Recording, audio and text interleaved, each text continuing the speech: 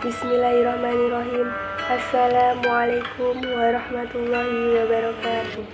Perkenalkan, nama saya Wahyu Aprilia Firda Kurniawati dari jurusan Pendidikan Bahasa dan Sastra Indonesia semester 6 pagi.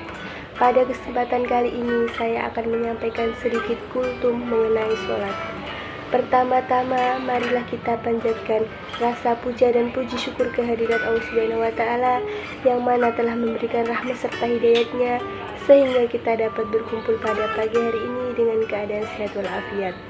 Tak lupa kedua kalinya salawat serta salam tetap kita curahkan kepada junjungan kita, yakni baginda Nabi Muhammad SAW beserta para keluarga dan sahabat-sahabatnya yang telah menuntun kita ke zaman jahiliyah menuju zaman Islamnya, yakni ahli Islam.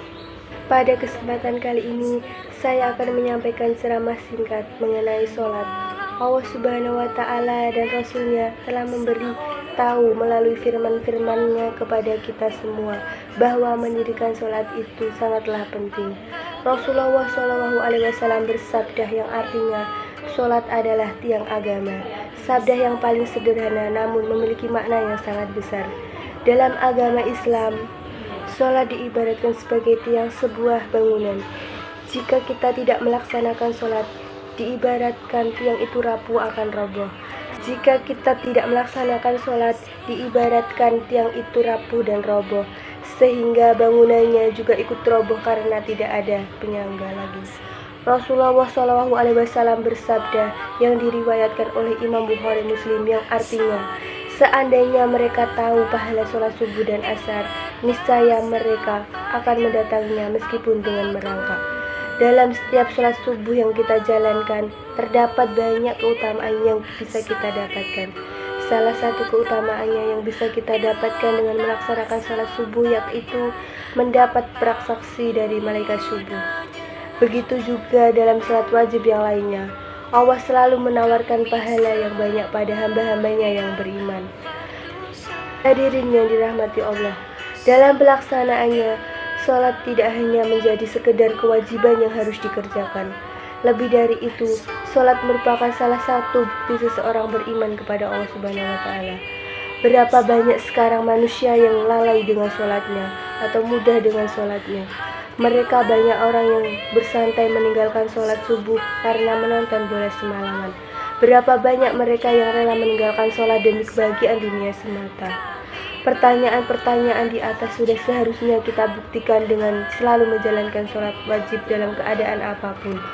Dalam sebuah hadis sahih menjelaskan bahwa yang membedakan orang muslim dan orang kafir ialah dalam sholatnya.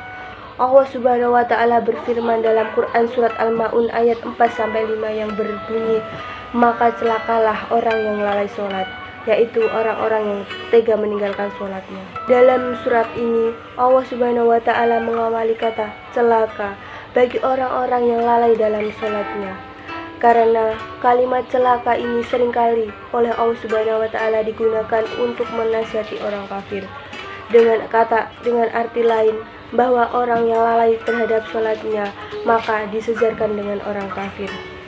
Sehingga tidak heran jika dalam hadis Nabi Muhammad SAW yang telah dijelaskan sebelumnya bahwa menjadi pembeda antara orang mukmin dan orang kafir ialah dalam sholatnya.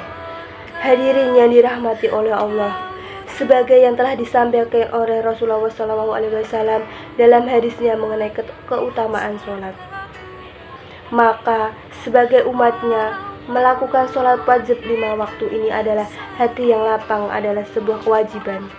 Selain itu, dalam menjalankan sholatnya harus dengan penuh bersyukur, keikhlasan dan juga keistiqomahan, sehingga kita dapat terhindar dari golongan-golongan orang-orang yang lalai dalam sholat.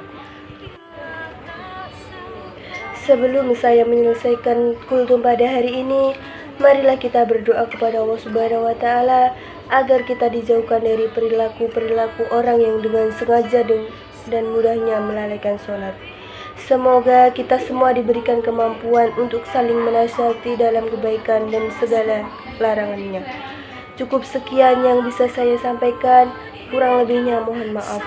Wassalamualaikum warahmatullahi wabarakatuh.